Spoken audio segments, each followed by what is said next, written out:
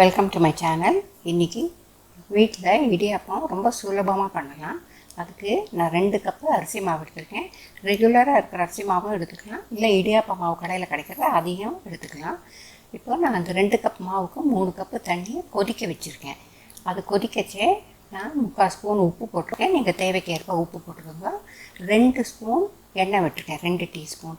Regular cooking எண்ணெயும் விட்டுக்கலாம், இல்லை தேங்காய் எண்ணெயும் விட்டுக்கலாம். விட்டு மாவையும் உப்பையும் எண்ணெயும் நல்லா கலந்துட்டு இப்போது இந்த கொதிக்கிற தண்ணியை கொஞ்சம் கொஞ்சமாக விட்டு ஒரு கரண்டியால் கலக்கணும்.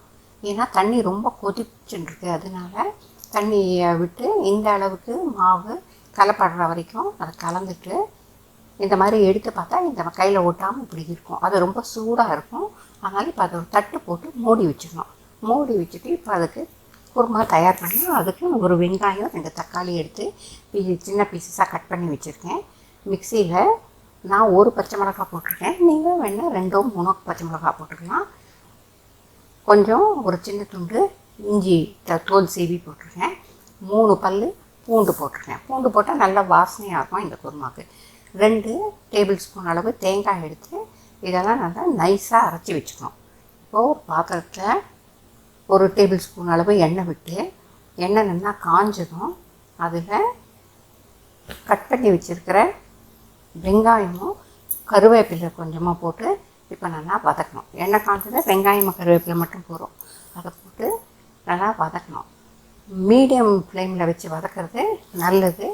அப்போ தான் கலர் மாறாமல், ஆனால் நல்லா பச்சை வாசனை போய் நல்லா வெந்திருக்கும். கலர் மாறினா அந்த டேஸ்ட் கொஞ்சம் மாறும். அதனால் இதுக்கு கலர் மாற வேண்டாம். அதனால் மீடியம் ஃப்ளேமில் வச்சு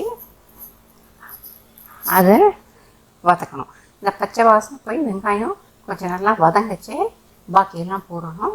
இப்போ இது நீங்கள் என்னுடைய சேனல் பார்க்குறது ஃபஸ்ட் டைம்னாக்க கண்டிப்பாக சப்ஸ்கிரைப் பண்ணிவிட்டு பக்கத்தில் இருக்கிற பெல் பட்டனை கிளிக் பண்ணி ஆல்ங்கிற ஆப்ஷனை சூஸ் பண்ணால் நான் போடுற எல்லா வீடியோஸ்க்கும் உங்களுக்கு உடனே நோட்டிஃபிகேஷன் வரும்.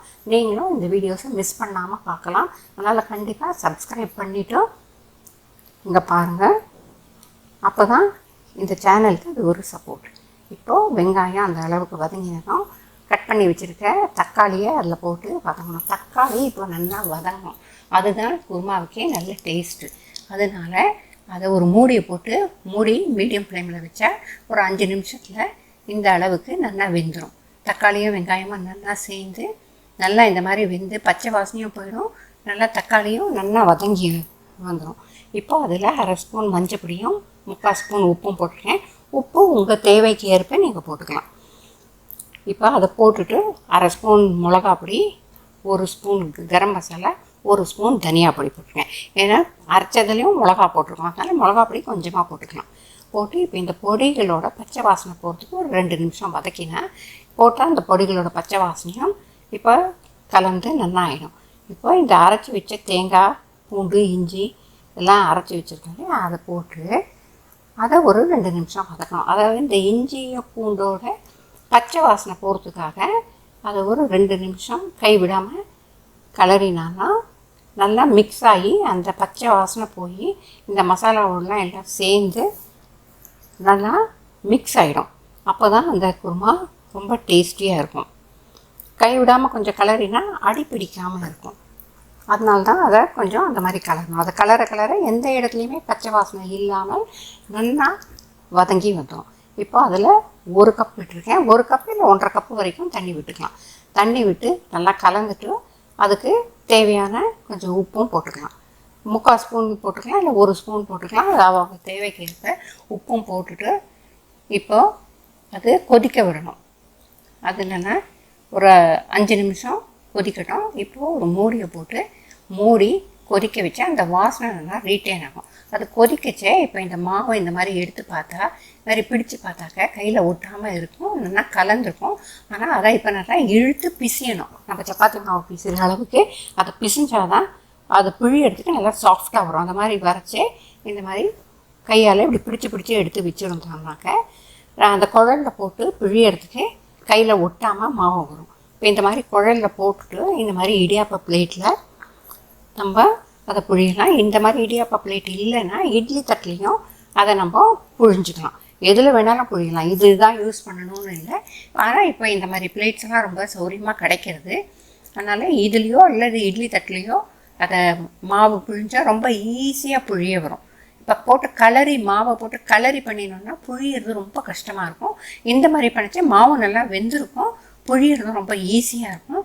இப்போ இந்த புழிஞ்ச மாவை இட்லி பாத்திரத்தில் வச்சு 8லேருந்து 10 நிமிஷம் வரைக்கும் வேக வச்சா இடியாப்பம் நல்லா ஆகிடும். இப்போ இடியாப்பத்தை அடுப்பில் வச்சுட்டு இந்த குருமாவை கலரி விட்டு கொஞ்சம் கொத்தமல்லி போட்டோம்னாக்க குருமாவும் நல்லா வாசனையான குருமாவும் ரெடி ஆகிடும். இப்போது 8லேருந்து 10 நிமிஷம் கழித்து எடுத்து பார்த்தோன்னா இது மாதிரி தட்டில் ஒட்டாமல் இப்படி சாய்ச்ச உடனே அந்த இடியாப்பம்லாம் விழுந்துடும், பஞ்சு மாதிரி இருக்கும், அப்படியே பூ மாதிரி ரொம்ப டேஸ்டியாகவும் இருக்கும், பூ மாதிரி இருக்கும், நல்லா வெந்திருக்கும். அது ரொம்ப சாஃப்டாகவும் இருக்கும்.